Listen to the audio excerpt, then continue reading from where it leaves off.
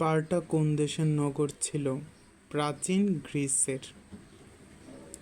বীর আলেকজান্ডারের শিক্ষক কে ছিলেন? অ্যারিস্টটল।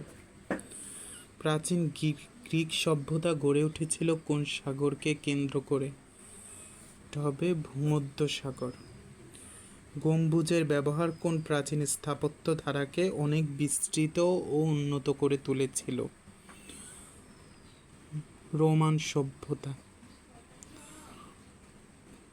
পেলোপনেসীয় যুদ্ধ কাদের মধ্যে সংঘটিত হয়েছিল? এথেন্স ও স্পার্টার মধ্যে।